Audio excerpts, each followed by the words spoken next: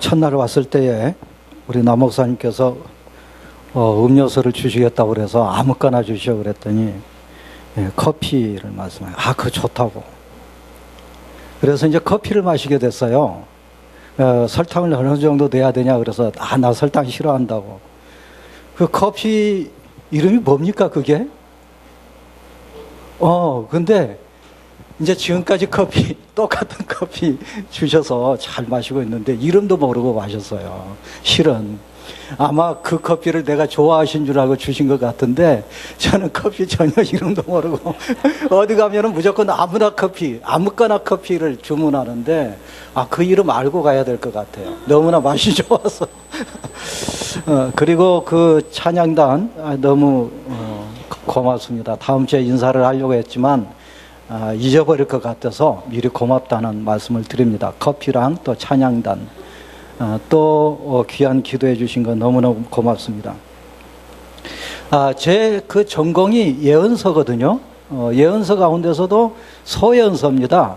그래서 여러분 성경에 보면 호세아서부터 말라기서까지 12권의 소예언서, 특히 제가 박사 논문을 5년 동안 거의 하루에 20시간씩 공부를 했는데 거짓말 같죠?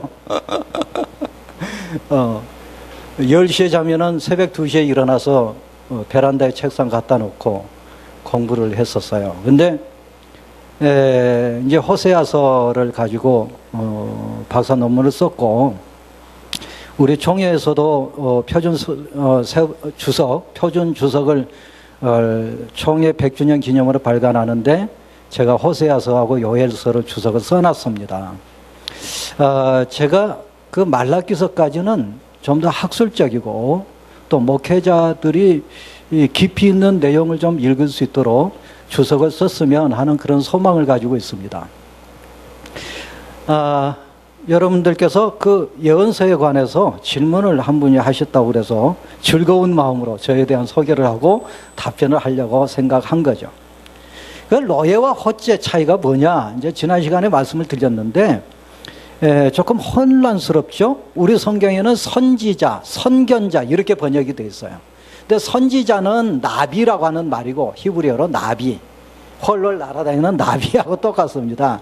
근데 나비라고 하는 말은 대언한 자, 알리는 자, 전하는 자 그런 뜻을 가지고 있거든요. 근데 선견자로 번역된 이 말에는 두 가지 히브리어가 있어요. 하나는 호재가 있고 하나는 로예가 있는데, 로예는 어떤 말이냐면 보다, 호재도 보다에서 왔어요. 보다의 분사형이거든요. 근데 로예는 어떤 상태를 말을 하느냐면 집단적으로 모여서 춤을 추면서 엑스타시 속에 들어가는 현상, 그런 현상을 가지고 있는 예언자들, 이런 예언자들을 가리켜서 로예라고 그렇게 성경에 기록이 되어 있습니다. 사무엘상 9장 9절에 그렇게 되어 있고요. 호재는 어떤 사람이냐면 이제 왕정 시대가 들어와가지고 왕의 호재, 다윗 왕의 호재, 반드시 왕이라는 말이 호재 앞에 들어가 있어요. 그래서 선견자라고 하는 번역된 우리말 앞에 왕이라고 하는 일반 명사나 다윗이라고 하는 고유 명사가 들어가 있으면, 앞에 있으면, 그러면 그거 호재라고 여러분이 아시면 돼요. 이 호재는 어떤 특징을 가지고 있느냐면 왕으로부터서 녹을 받고 예언하는 자죠. 말하자면은 뭐라고 표현을 할까요? 왕에게 그 봉급을 받고 예언을 하기 때문에 하나님 편에서 예언한 사람이라고 보기는 어렵습니다. 왕의 편에서 예언한 거죠. 왕이 잘했던 못했던 왕을 위해서 예언한 사람이에요. 로예는 어떤 사람이냐면 하나님의 말씀을 전하는 데는 관심 없습니다. 로예는 어떤 사람이냐면 그냥 엑스타시 속에 들어가서 너도 모르고 나도 모르는, 요즘으로 말하면 입신하는 상태에서 알 듯 모를 듯한 예언을 하는 사람을 가리켜서 선견자, 로예라고 그렇게 말을 했다는 얘기예요. 우리 성경에 나와 있는 예언자들, 선지자들은 대개 나비를 가리킨다, 이렇게 보시면 될 것 같습니다. 주전 8세기 예언자들이 미가로 끝나고 거의 한 70년 동안 예언자들이 등장하지 않습니다. 그 이유가 어디 있을까? 학자들이 참 곰곰이 많이 연구하는데 아마도 므낫세의 그 철권 통치에 눌려가지고 예언자들이 활동을 하지 못했지 않았을까, 그런 추정을 하는 분들도 있습니다. 므낫세의 정치가 끝나고 아몬이라고 하는 그의 아들이 정치를 하게 될 때도 역시 마찬가지였어요. 아수르의 1월 성신, 아수르의 신은 1월 성신인데 1월 성신을 숭배한다라든지, 또는 바알을 숭배한다든지, 가나안의 신 바알을 섬긴다든지, 그래서 도덕적인 타락과 착취, 사회적인 착취가 너무 심하게 번성해 있었습니다. 이때 누가 나타나게 되느냐면 스바냐라고 하는 예언자가 나타나게 돼요. 스바냐의 예언자, 제가 여러분들에게 나눠진 유일물에 보면은 예언자들의 연대를 정의하는 데 있어서 어떤 원칙들이 있거든요. 그런 원칙들을 제가 제시했으니까 참고로 보시면 될 것 같습니다. 스바냐가 아몬 통치 때쯤 해가지고 등장하게 돼서 하나님의 말씀을 전하게 되는데, 스바냐가 말씀을 전한 그 주제들을 보면 하나님은 의로우시다 라고 하는 부분이에요. 하나님은 의로우신 분이라는 얘기거든요. 왜냐하면 그때 당시에 많은 백성들이 패역하게 되었고, 선지자들은 간사하게 되었고, 선지자가 간사하면 어떻게 됩니까? 그러면은 선지자직을 내려놓은 거나 마찬가지거든요. 선지자는 강골이어야 되고, 하나님의 말씀을 전하기 위해서 자신의 목숨을 내놓은 자가 선지자인데, 선지자들이 간사하게 됐고, 성소를 위해서 일생을 바쳐서 일을 해야 될 제사장들이 오히려 성소를 더럽히는 그런 일들을 하고 있었습니다. 이때 하나님은 역겨워하신다. 백성들의 패역이라든지 선지자들의 간사함이라든지 성소를 더럽히는 제사장들을 역겨워하신다라고 스바냐는 예언하고 있거든요. 이 측면에서 본다면 하나님은 의로우신 하나님, 의로우신 하나님이라고 하는 부분을 스바냐는 예언하고 있습니다.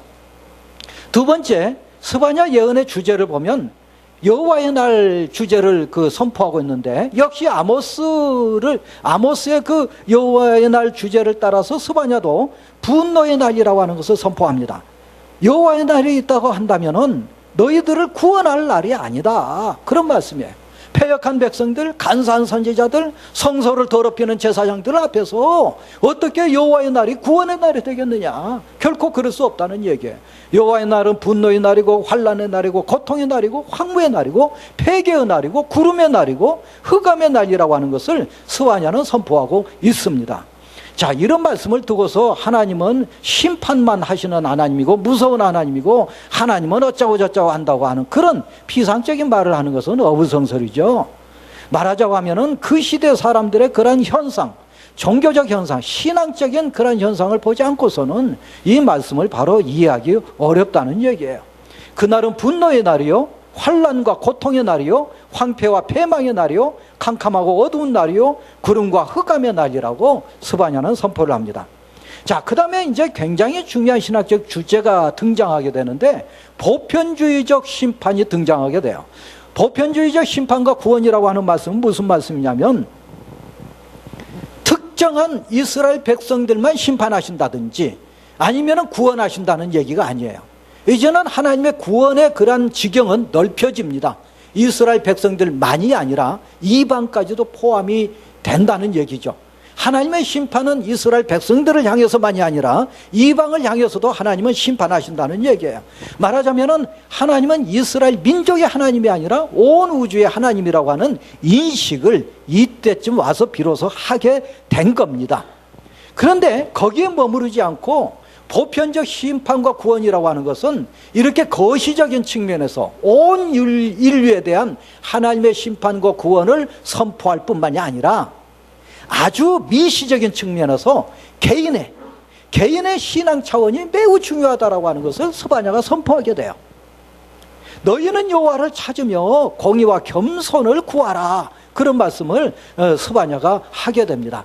개인의 신앙을 강조하는 모습을 보이게 되죠. 자, 스바냐가 예언할 때쯤, 그때쯤에서 예레미야가 등장하게 됩니다. 예레미야가 등장하게 되는데, 예레미야의 근본에 대해서 많은 학자들이 연구를 하게 됩니다. 예레미야가 아나도 사람이라고 하는 점에 주목하게 되거든요. 아나도시라고 하는 것은 어떤 것이냐면 예루살렘에서 약간 떨어져 있는 자그마한 마을인데, 농촌 마을인데, 여기에서 나타난 제사장 hil기야의 아들이라고 한다면 그 지역의 제사장 가문의 사람이라고 하는 것을 알 수 있습니다. 그런데 이 아나도스로 과거에 어떤 일이 있었느냐면 솔로몬이가 아나도스로 추방한 예언자가 제사장이 있었어요. 그 제사장이 누구냐면 아비아달이라고 하는 제사장입니다. 아비아달이 어떤 사람이냐면 다윗이 도망칠 때에 노시라고 하는 곳에 가서 제사장이 준 떡을 먹고 칼을 취해가지고 도망가게 되죠. 그것을 알게 된 사울이 노베에 있는 제사장을 모조리 살육을 해버립니다. 죽여버려요. 그때 어린 아비아달이 한 사람 딱 살아나요. 생존하게 됩니다. 이 아비아달이 생존해가지고 어디로 가게 되느냐면 다윗에게 가요. 다윗에게 가서 다윗에게 붙어서 이제 다윗을 위해서 봉사하면서 살아가게 되는데, 그럼으로써 이 아비아달이 다윗 정권 때에 대표적인 대제사장 직분을 얻어가지고 일을 했었던 사람이죠. 근데 이 아비아달이 줄을 잘못 섰어요. 왕이 계승 이야기에서 이 솔로몬 편에 서지 않고 솔로몬의 형인 아도니아 편에 서게 됩니다. 아도니아 편에 섰다는 그 잘못 때문에 솔로몬은 이 아비아달을 아나도시라고 하는 것으로 추방시켜 버려요. 그래서 아마도 예레미야가 아나도 출신이고 제사장 가문의 아들이라고 한다면 예레미야는 아비아달의 후손일 것이다, 이렇게 본다는 거예요. 그럼 아비아달의 후손이라고 한다면 또 누구의 후손이 되느냐면 엘리 제사장의 후손이 돼요. 엘리 제사장의 후손이라고 한다면 이게 굉장히 중요한 의미가 있는데요. 어떤 중요한 의미가 있느냐면 북왕국의 10지파에 속해 있는 성소가 엘리 제사장이 있었던 성소거든요. 다윗이 물론 이제 시대적으로 하면은 다윗 이전에 있었다고 볼 수 있겠지만, 남왕국을 중심으로 해서는 다윗의 예루살렘 성전을 중심으로 해서 그 신앙이 계승되어 오고 있었고, 북왕국의 신앙 전승은 이 엘리 제사장 가문을 통해서 전승되어 왔었을 거라고 추정을 합니다. 북왕국과 남왕국의 그 신앙 전통이 약간 다른 계통을 통해서 흘러왔다고 보거든요. 그렇다고 한다면, 자, 여기서 중요한 것을 우리가 발견하게 되는데, 예레미야는 어떤 신앙 전통을 가지고 있느냐면 북왕국을 통해서 흘러오는 신앙 전통을 가지고 있었어요. 근데 북왕국의 엘리 제사장이 엘리 제사장이 가지고 있었던 신앙 전통은 모세의 시내산 전통이라고 보거든요. 잘못하면 벌을 받고 잘하면 축복을 받는 그러한 인과응보 논리에 있는 신앙 전통을 가지고 있었어요. 그런데 예루살렘을 중심으로 해서 흘러온 그 신앙 전통은 예루살렘은 망하지 않고 시온은 멸망하지 않는다. 왜? 그곳에 성전이 있고 성전은 여호와 하나님께서 계신 집이기 때문에 어떤 일이 있더라도 예루살렘은 망하지 않는다 하는 그런 전통을 가지고 있었거든요. 말하자면 북왕국에서 흘러온 전통은 잘못하면 망한다는 얘기고, 남왕국에서 흘러오는 전통은 잘못한다 하더라도 망하지 않는다, 이런 전통을 가지고 있었어요. 예레미야는 그때는 북왕국은 이미 멸망한 지 오래됐었고 이제 남왕국만 남아 있었지만은 남왕국 그 백성들을 향하여, 특히 예루살렘 정권 담당자들을 향하여서 예루살렘은 멸망할 수밖에 없다고 하는, 필연적으로 망한다고 하는 것을 예레미야는 예언하고 있어요. 어떻게 보면은 매국노라고 볼 수 있겠죠. 여기에 반해서 하나냐라고 하는 예언자는 우리가 볼 때 거짓 예언자로 그렇게 알고 있지만 대표적인 그때 당시에 예루살렘 전통의 신앙을 가지고 있었던 예언자였어요. 문제는 어디가 있었느냐면, 예레미야가 봤을 때 문제가 어디가 있었느냐면, 제 아무리 다윗과 하나님께서 약속하셨다 하더라도 하나님을 떠나서 인육제사를 드리고, 므낫세가 자기 자식을 인육제사로 바쳤거든요. 자기 자식을 불 속에 집어넣어서 그 제사를 지는, 몰레신에게 제사를 지는 그런 이야기가 나와요. 제가 드린 그런 유인물의 그 성경 구절에 다 기재되어 있습니다. 뿐만 아니라 아수르의 우상들은 다 수입을 해다가 우상들을 다 수입해다가 우상을 섬기고 이집트의 우상들을 다 수입해다가 우상을 섬기고 그래서 이 예루살렘이라고 하는 도시가 종교 박람회장이 되는 거나 마찬가지가 된 그런 형국이었습니다. 이런 형국에 어떻게 다윗과 언약을 맺었다라고 하는 단 하나의 사건 때문에 예루살렘이 망하지 않는다고 할 수 있느냐? 예레미야는 그런 입장에서 말씀을 선포했었던 거죠. 하여튼 예레미야의 예언 활동들을 보면은 굉장히 긴 기간의 예언을 하게 되는데 1기부터 4기까지 나누어서 학자들은 분석을 합니다. 첫 번째 1기에서는 끓는 가마 환상을, 여러분이 잘 아는 끓는 가마 환상을 보면서 예언을 하게 되는데 이 끓는 가마 환상이 뭘까? 아마도 지금 여러분이 터키를 보면은 쿠르드족이라고 하는 그 족이 있을 거예요. 그쪽에서 쿠르드족이 살고 있는 그 산악지대에서 스구디아인이 내침한 그런 역사적 근거가 있습니다. 예루살렘을 침략하고 이집트까지 공략했었던 역사적 근거가 있는데 그때가 언제냐면 바로 스바냐 시대라고 보는 거예요. 스바냐가 예언했을 때 그 시대라고 보는데, 그런데 이때쯤 해가지고 또 다시 예레미야가 예언을 하게 된다는 얘기예요. 그래서 끌론가마라고 하는 것은 뭘 얘기할까? 아마 바벨론을 얘기할 거다 이렇게 보는 이들도 있지만 바벨론보다는 스구디아인의 그러한 내침을 가리켜서 예언자가 끌론가마 환상으로 지금 예언하고 있지 않을까 그렇게 보고 있습니다. 이때 예레미야 예언자가 예언한 내용을 보면은 호세아의 예언을 그대로 전승받아서, 호세아의 예언이 뭡니까? 하나님은 남편이고 이스라엘은 아내라는 얘기거든요. 그런 은유를 통해서 예언하거든요. 이 은유를 그대로 이어받아서 예레미야가 예언하게 돼요. 자, 보세요. 이것도 굉장히 재밌는 건데 호세아는 북왕국 출신의 북왕국 예언자잖아요. 그런데 자기보다 100년 이전의 예언 전승을 그대로 이어받았다는 것은 이거는 보통 그 중요한 문제가 아니거든요. 그래서 예레미야가 북왕국 전승의 그러한 예언 전통에 따라서 호세아의 예언 전통을 따라서 호세아의 은유적 기법을 활용하고 있다고도 보고요. 또는 시내산 전통을 따라서 말씀을 선포하고 있다고 보는 겁니다. 2기에서는 요시야가 그 성전 수리하다가 율법책을 발견하고 종교 개혁을 실시하는 그때쯤 예언을 했었을까라고 보는데, 예레미야는 이 요시야의 종교 개혁에 대해서 적극적으로 협력하고 동조를 합니다. 근데 이때 나왔던 유명한 그 설교가 있어요. 그 설교가 뭐냐면 7장에 나오는, 예레미야서 7장에 나오는 유명한 성전 설교입니다. 이 성전 설교는 너희는 이것이 여호와의 성전이라 여호와의 성전이라 여호와의 성전이라 하는 거짓말을 믿지 마라. 무슨 말씀이에요? 예루살렘 성전이 아니라는 얘기예요. 더 이상. 그럼 뭐라는 얘기입니까? 이 예레미야 예언자 말씀에 따르면은 도둑의 소굴이라는 얘기예요. 왜 도둑의 소굴이라고 얘기를 했을까요? 그거는 도둑님들이 뭐 하는 거예요? 밖에 나가서 훔쳐가지고 소굴에 가서 나눠 먹잖아요. 마찬가지로 예루살렘 시민들이 밖에 나와서 별짓 다 하고, 그리고 나서 예루살렘 성전에 와서 한 번 예배 드리면 모든 것이 끝장나버린 것처럼, 괜찮은 것처럼, 만사가 형통한 것처럼 그렇게 말을 하고 있다는 점에서 도둑의 소굴이라고 그렇게 말을 하고 있는 겁니다. 여러분, 이거는 혁명적인 말이에요. 예루살렘 성전은 하나님의 계신 집이라고 했잖아요. 그죠? 하나님의 계신 집을 가리켜서 거짓말, 그거는 거짓말이다. 여호와의 성전이라고 하는 말은 거짓말이다, 이런 말을 했다는 것은 아주 혁명적인 말이 아니고서는 할 수가 없어요.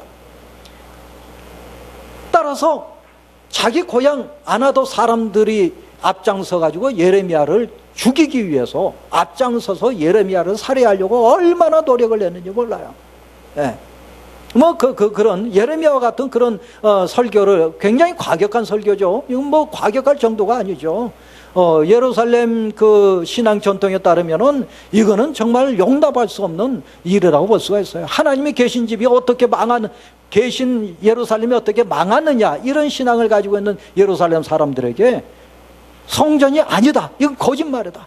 이것이 예루살렘 성전이라 예루살렘 성전이라 예루살렘 성전이라는 말을 거짓말을 믿지 마라. 이 말을 하나님은 어디 가서 하라고 그러느냐면 성전 입구에서 그 설교를 하라고 그렇게 얘기하고 있어요. 굉장한 겁니다. 지금 이거는. 그 다음에 제3기는 이제 그 요시야 왕이 전사하고 난 다음에 여호아하스가 3개월 동안 통치하다가 애굽의 늑고에 의해서 포로로 잡혀가거든요. 그 다음에 여호야김이라고 하는 사람이 이 정권을 잡게 되는데, 요시야의 아들이죠. 그런데 이 사람이 통치를 하게 될 때 굉장히 잘못된 정치를 해요. 압제를 합니다, 예루살렘 시민들은. 그래서 예언자를 살해하는 일까지 일으키게 돼요. 예언자를 살해하고 이시타르를 숭배하고 흰놈의 골짜기에서 인육제사를 자행을 합니다. 여기 7장 1절부터 15절이라고 되어 있는데, 사실은 7장 1절부터 32절까지 계속해서 읽어야 흰놈의 골짜기에서 인육제사 드리는 이야기, 모든 이야기가 그렇게 나타납니다. 사기에서는 이미 이제 유다가 바벨론에 속국이 된 이야기예요. 587년에 완전히 멸망합니다마는 597년에 여호야킨 왕과 더불어서 많은 귀인들이 포로로 잡혀가죠. 그래서 이제 많은 사람들이 바벨론에 그 포로로 잡혀가 살고 있는데, 하나냐는 어떻게 예언하고 있느냐면, 예루살렘은 멸망하지 않는다. 2년만 기다리면 너희들이 귀환하게 되니까 조금만 참아라. 하나냐는 그렇게 예언하고 있거든요. 그런데 예레미야는 절대로 2년 안에 돌아오지 못한다. 예루살렘은 필연코 멸망한다. 그러니 너희들은 그곳에서 포도원을 만들고 집을 짓고 자식들을 결혼시키면서 잘 먹고 잘 살아라. 왜 그래야 되느냐면 훗날을 위해서 그곳에서 잘 먹고 잘 살아야 된다. 그렇지 않으면 안 된다. 예레미야는 그렇게 예언하고 있어요. 이때가 바로 제4기에 속한 예언이라고 볼 수가 있습니다. 4기와 5기에 속한 예언이라고 볼 수 있어요. 여기서 천박한 낙관주의자들이라고 하는 것은 이제 예루살렘 신앙 전통에 따라서 예루살렘은 멸망하지 않는다라고 보았던 그러한 예언자 그룹이라고 볼 수가 있겠고, 정치인들이라고 볼 수 있겠습니다. 많은 사람들은 이때 예루살렘의 엘리트들 가운데서, 종교 엘리트, 정치 엘리트, 경제 엘리트 다 포함해가지고 엘리트들 가운데서 두 쪽으로 나눠져 있다고 봐요. 친애굽파와 친바벨론파가 나눠져 있다고 보는데, 예레미야는 친바벨론파로 오해를 받고 박해를 받습니다. 친바벨론파는 매국노와 같이 취급받았고, 친애굽파는 민족주의자 같이 그렇게 취급을 받았던 것 같아요. 중요한 것은 어디가 있느냐면, 예언자 예레미야의 입장에서는 친애굽파냐 친바벨론파냐 이거는 전혀 의미가 없어요. 왜 그러냐면 기본적으로 예레미야는 예언자이기 때문에, 예언자는 누구의 파, 애굽파, 바벨론파 이런 거는 전혀 의미가 없죠. 왜 그럴까요? 하나님의 말씀만 전하면 되는 거예요. 그런데 그 하나님의 말씀이 인간적인 어떤 그 외교 정책이라고 하는 그 측면에서 봤을 때에는 친바벨론파로 오해받을 수도 있고 친이집트파로 오해받을 수도 있겠죠. 중요한 것은 하나님의 말씀을 선포하는 자로서 예레미야 예언자였다라고 하는 점입니다. 예레미야의 그 신학은 굉장히 방대하기 때문에 한두 마디로 말씀을 드릴 수가 없습니다. 그렇지만 간단하게 말씀을 드리면, 하나님은 저 멀리 계시는 분이 아니라 하나님은 예레미야를 이해하시고 예레미야를 아시고 예레미야를 인도하시는 하나님이다라고 하는 아주 미시적인 측면에서 내재적 신관이 그때 예레미야에게 있었다고 볼 수 있습니다.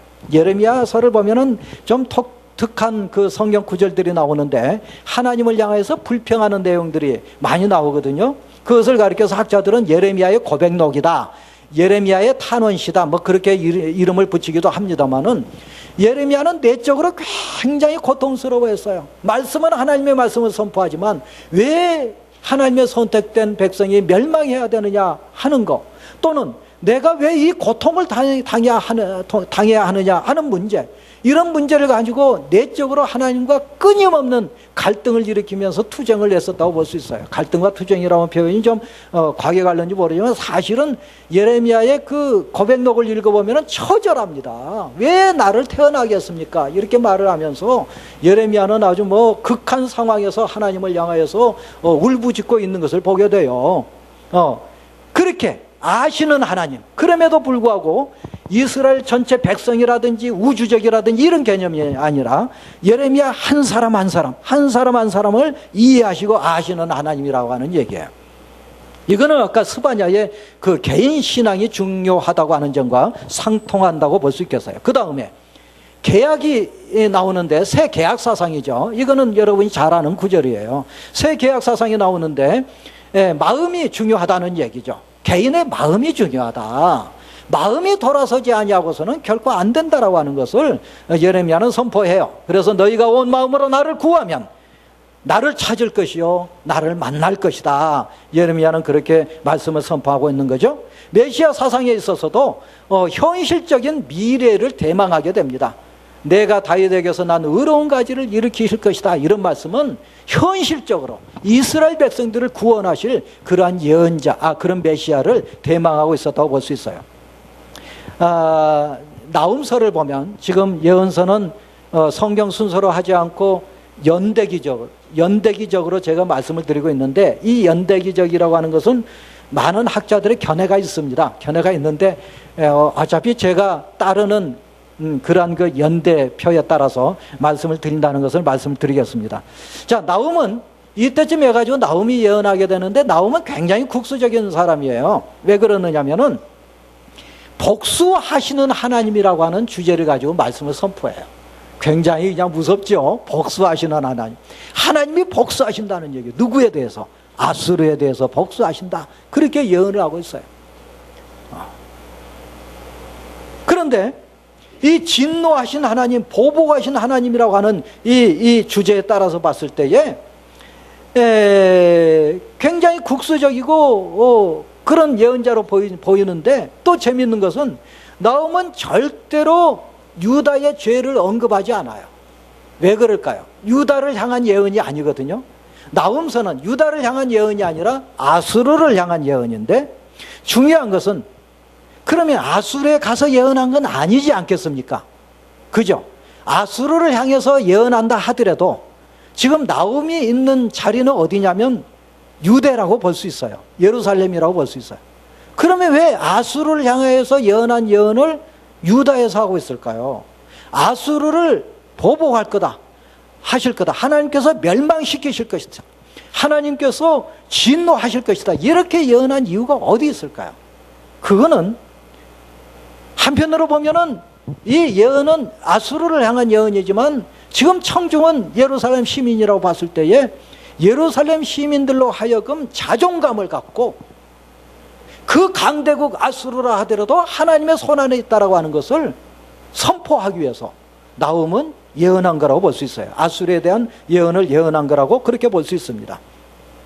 여기서 중요한 것은 거룩한 전쟁 이념인데, 거룩한 전쟁이라고 하는 건 뭘까요? 혼돈을 물리치시는 하나님이라고 하는 얘기예요. 하나님은 혼돈을 물리치신다. 아수르 제국을 일종의 혼돈, 카오스로 봤던 거예요. 국제 정세에 있는 그 강대국의 모습을 카오스로 보고서 나훔은 창조주, 코스모스의 하나님을 선포하고 있다고 볼 수 있겠습니다. 자, 그 다음에 하박국을 한번 넘어가 보죠. 하박국은 여러분들께서 상당히 재미있는 성경이라고 아마 읽으실 거예요. 로마서에서 바울이 하박국서의 말씀을 인용해가지고 의인은 믿음으로 산다 하는 그러한 이신득이라고 하는 교리를 주창했었고, 여기에 근거해서 루터가 또한 종교개혁을 일으켰기 때문에 하박국서는 우리 신약을 우리가 읽고 있는 그리스도인들에게 있어서는 굉장히 중요한 예언서가 아닌가, 그렇게 볼 수 있겠습니다. 자, 그런데 이 하박국 예언자는 질문과 답변의 구조로 되어 있어요. 질문은 어떤 질문이냐면, 요야김 왕 때에 포갑 정치를 하고 있는 이 왕정에 대해서 왜 이 나쁜 친구들이 정치를 하면서 하나님의 선량한 백성들이 고통을 받아야 되느냐라고 하는 것을 하박국은 하나님을 향하여 따집니다. 그러니까 하나님께서 말씀을 하시거든요. 응답을 하시거든요. 그 응답의 말씀이 1장 5절 이하에 나타나요. 두 번째 질문은 어떤 질문이냐면, 하나님께서 그 첫 번째 질문에 대한 응답으로서 그렇다라고 한다면은 갈대아인을 들어가지고 유다를 치겠다, 그런 말씀을 하세요. 그러니까 두 번째 질문을 하게 됩니다. 우리가 아무리 이렇게 죄를 짓고 잘못했다 하더라도 그렇다 하더라도 이방 백성인 갈대아를 들어서 바벨론을 들어서 우리를 치신다고 하는 게 말이 됩니까? 하면서 이 하박국이 또다시 하나님을 향하여 따지고 듭니다. 이런 구조로 되어 있는 이 예언서를 보면은 중요한 게 뭐냐면 하나님의 정의에 관한 거예요. 신정론이라고 하죠. 하나님의 정의에 관한 건데 왜 이집트가 유다를 괴롭히는가? 왜 선량한 요시야 왕이 죽고 나쁜 여호야김이 왕이 되어야 하는가? 왜 강성한 바벨론이 또 일어나야 되는가? 이게 급박한 국제정세, 아수르가 멸망할 즈음에 또 바벨론이 일어나고 또 이집트가 괴롭히고 이런 그 국제정세 속에서 하박국은 질문하고 있는 거예요. 왜 또 강대국 또 바벨론이 일어나가지고 또 우리를 괴롭혀야 됩니까? 이 느부갓네살 왕에게 유다인들이 왜 포로로 잡혀가야 합니까? 하는 문제예요. 하나님의 백성인데. 신명기 신학에서는 순종하면 의인은 복을 받고 불순종하면 불의한 자는 벌을 받는다라고 되어 있는데 왜 의인이 고난받아야 됩니까? 나쁜 여호야김 왕이 통치한다라든지 그리고 의로운 시민들이 고통을 받아야 된다라든지 국제정세 속에서 바벨론의 고통, 그 압박으로 인해서 하나님의 백성이 이렇게 고통을 받아야 됐느냐 하는 문제를 하박국은 가지고 질문하고 있었던 거죠. 여기에 대해서 하나님의 응답은 뭐냐면은 이거였습니다. 의인은 믿음으로 산다는 얘기인데, 물론 이제 신약에 와서 로마서에 와서 이신득이라고 하는 이러한 그 구원론으로 바울에 의해서 재해석되지만 이 본래의 이 하박국에 선포했었던 이 말씀은 물론 당연히 이신득이를 가지고 얘기했던 건 아니죠. 그게 아니고 고난의 문제입니다. 하나님의 백성의 고난의 문제인데 현실은 고난이라고 하는 것이 주어졌다는 얘기예요. 현실은 고난이라고 하는 이 문제가 있는데 이 고난이라고 하는 문제에서 어디로 나아가야 되느냐면 구원이라고 하는 곳으로 나아가게 돼 있다는 얘기죠. 나가야 된다는 얘기죠. 여기 앉아 계시는 모든 성도들께서 다 만사형통하고 평안한 건 아니잖아요. 현실은 누구에게든지 다 고난이 있어요. 고난 없는 사람 없습니다. 유치원생에 가서 물어보세요. 고민 많다고 해요. 배기 싫은 놈이 앞에서 자기 해코지 하니까 가기 싫다고 그래요. 유치원에 가기 싫다고. 노인정에 가보세요. 정말로 저 노인 보기 싫다는 말을 해요.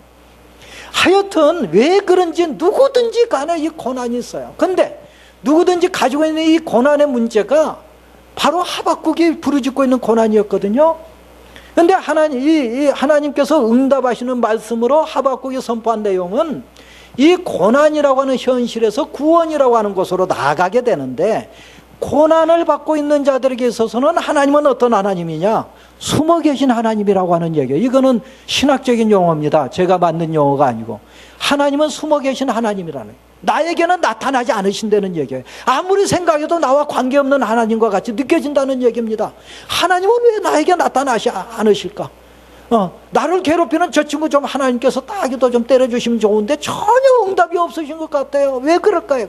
그래서 하나님은 숨어 계신 하나님. 그래서 우리 고난받는 자들은 고통스럽다는 얘기죠. 그런데 의인은 믿음으로 산다는 얘기는 고난받는 자가 아무리 부르짖어도 응답하지 않으시는, 하나님께서 응답하지 않으시는 것처럼 보여진다 하더라도, 그런다 하더라도 의인은 믿음으로 산다는 얘기예요. 그게 곧바로 하박국이 선포하고 있는데요.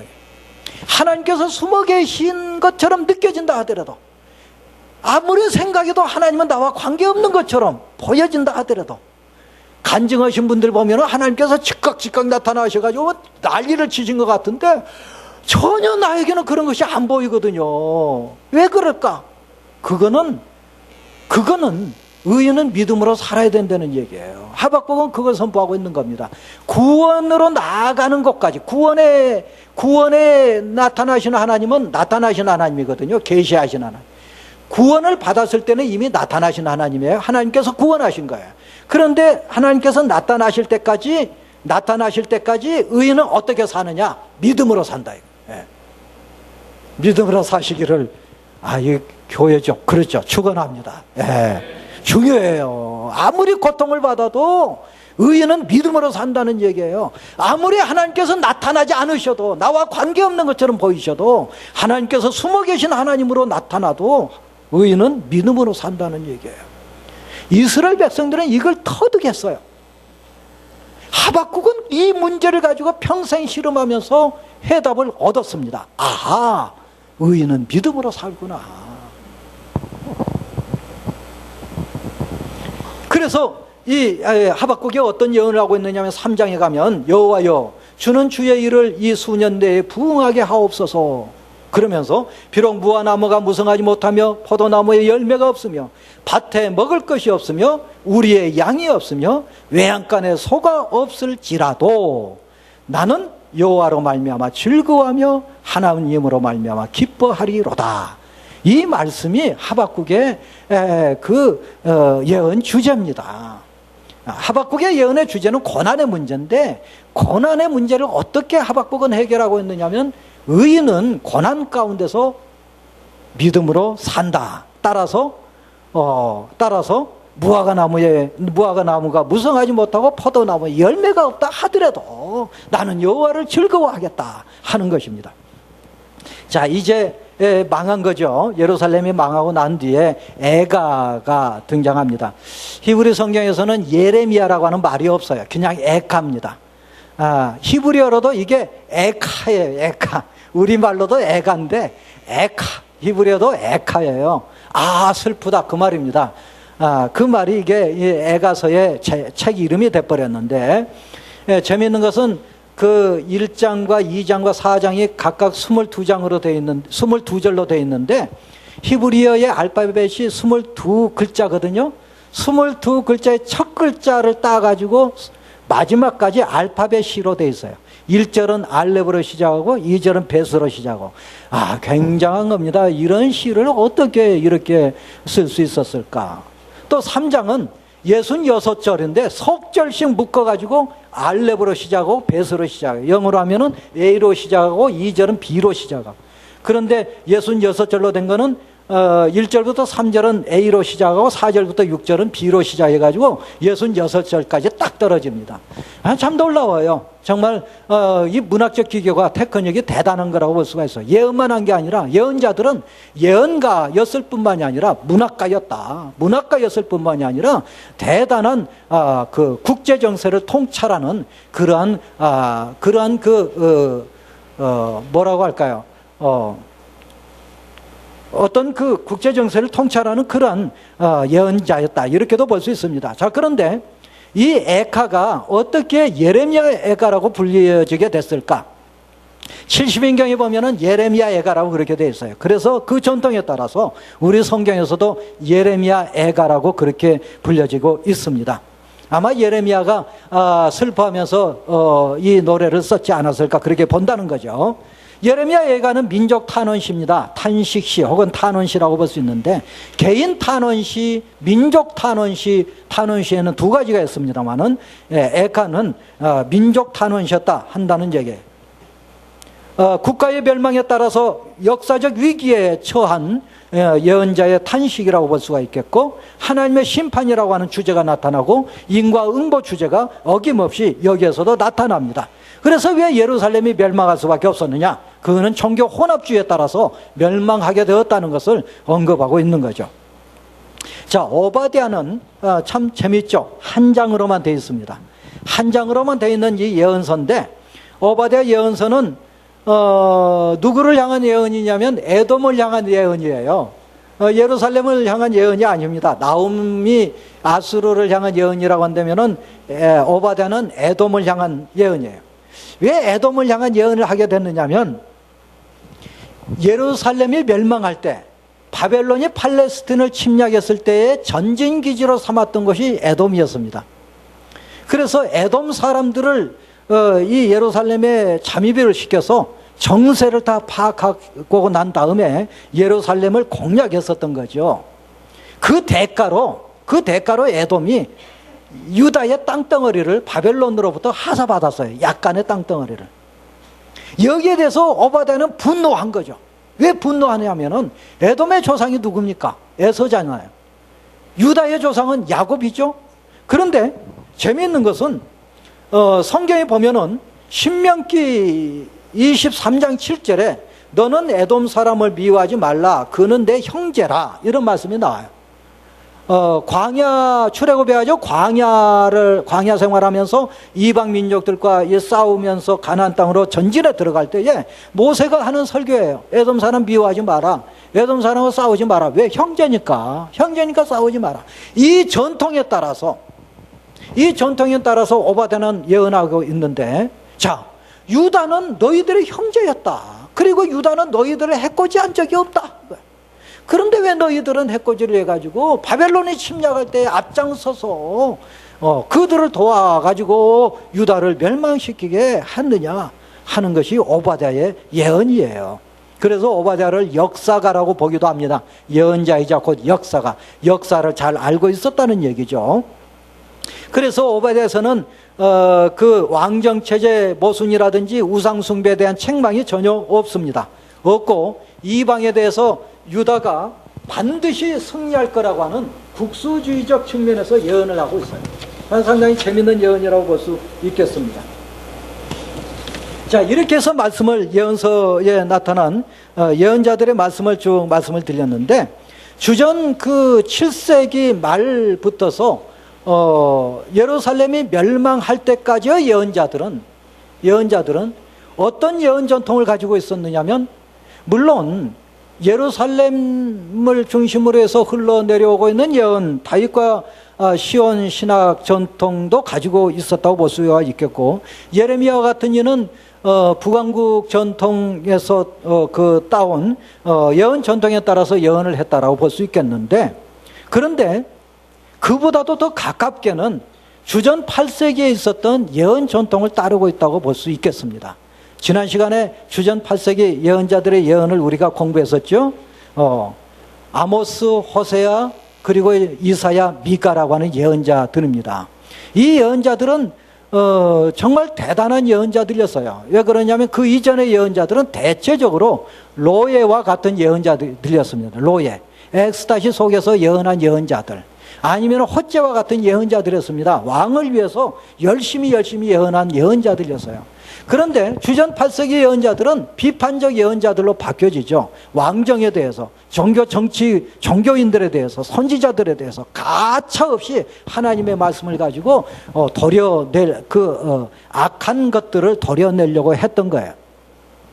그러면은 주전 8세기 예언자들과 주전 7세기 말 예언자들이 시도했었던 것은 뭘까요? 자, 어떤 사람이 몸이 아파서 병원에 갔다고 합시다. 병원에 갔으면 의사가 진찰을 하죠.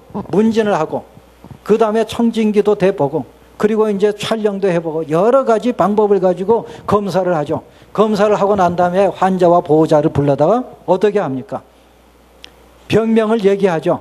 이러이러한 차트로 또 보여주고 사진도 보여주면서 이러한 모습을 가지고 있는 너에게는 어떤 병이 있다. 당신이 지금 수술을 하지 않는다면 이 병은 확산될 거고 결국에는 죽을 수밖에 없을 것이다 하면서 의사는 진단 결과를 환자와 보호자에게 말을 해줘요. 예언자는 바로 이런 역할을 했었다고 보면 여러분이 되시겠습니다. 예언자, 그러니까 그 개인의 생사화복을 점치는 사람이라고 오해하시는 분들이 가끔 있을 듯 싶어서 말씀을 드리는데, 물론 여러분들은 아니고 대개 이제 우리가 신앙생활을 하다 보면은 뭐 예언 은사 받았다 하는 그런 분들이 있는데요. 적어도 그런 예언 은사는 구약에서 말한 예언 사상과는 다르고 아니다 하는 말씀이에요. 구약에서 말씀한 예언자들은 마치 의사가 진단하고 진찰하고 진단 결과를 선포하는 것과 같은 거예요. 처방하는 것과 같은 겁니다. 예루살렘 시민들의 모습을 냉철하게 분석한 거예요. 뭐에 따라서? 전통에 따라서, 전승에 따라서. 그 전승이 다윗과 시온 전승일 수도 있고, 또는 시내산 전승일 수도 있고, 또는 가깝게는 주전 7세기 예언자들에게 있어서는 8세기 예언자들이 가지고 있었던 문서들, 아모스서, 호세아서, 이사야서, 미가서 이런 예언서들이 그들이 가지고 있었던 전승이거든요. 이 전승에 비춰서 당대의 현상을 분석한 거예요. 분석해가지고 하나님의 말씀을 선포한 거죠. 물론 그렇다라고 해서 하나님의 그러한 그 영적인 계시가 없었다는 얘기가 아닙니다. 뭐 책상에 앉아서 분석했다는 얘기는 아니에요. 그런 얘기가 아니고 하나님의 말씀이라고 하는 것이 굉장히 중요했다는 얘기예요. 문서화된 이후에. 우리들에게 있어서는 뭐가 중요합니까? 66권의 성경, 이게 전승이에요. 66권의 성경에서 어긋나면은 그 사람이 무슨 뭐 환상을 봤다고 얘기하든 무슨 계시를 받았다고 얘기하든 무슨 말씀을 들었다고 얘기하든 성경과 어긋난 거는 우리는 받아들일 수가 없어요. 왜? 그거는 2000년, 3000년 동안 규정되어 오는 이 신앙 공동체가 가지고 있는 전통에 어긋난 것을 우리가 받아들이는 것은 잘못된 거라고 이렇게 성서적 신앙이 아니다 이렇게 보기 때문이죠. 그래서 이 문서 작업화가 된 이후에 예언 전통이라고 하는 것은 굉장히 중요한 자리를 차지하고 있습니다. 지난 시간에도 얘기했습니다마는 예레미야가 예언한 그 예언의 문구를 보면 미가서를 문자적으로 인용하고 있어요. 문자적으로 인용하고 있다고 하는 것은 미가와 예레미야는 거의 100년 차이인데요. 문자적으로 인용하고 있다고 하는 것은 굉장한 중요한 의미를 가지고 있습니다. 또 예레미야에게 하나님께서 명령하시기를 하나님의 말씀을 기록하라 이렇게 명령하시거든요. 그래서 예레미야가 예언을 기록하게 돼요. 문서화 작업이 이루어졌다고 하는 것은 굉장한 의미를 가지고 있고 그 이후에 신앙 공동체에 있어서 잘못된 길로 가지 아니하도록 완결판으로 하나님의 말씀, 경전이라고 하는, 정전이라고 하는, 캐논이라고 하는 이 말씀으로 많은 사람들을 가르쳤고 설교했고 그리고 선포했다고 하는 것을 우리가 여기서 볼 수 있겠습니다. 기도하시겠습니다. 은혜로우시고 자비로우신 아버지 하나님 고맙습니다. 주전 7세기 예루살렘이 멸망할 즈음에 예언한 예언자들의 사상을 잠깐 살펴보았습니다. 은혜로우신 아버지 하나님, 참으로 두렵고 떨리는 마음을 가지고 주의 말씀을 대하게 하여 주시옵시고 과거에 2500년, 2600년 전에 예언자들의 선포했었던 그 말씀이 오늘 우리들과 전혀 무관한 말씀이 아니라 참으로 우리들에게 들려준 하나님의 내성과 같은 말씀이라고 하는 것을 기억하고서 두렵고 떨리는 말씀으로 일생 동안 주님을 바라보며 승리하는 우리 모두가 되게 하여 주시옵소서. 예수님 이름으로 기도하옵나이다. 아멘.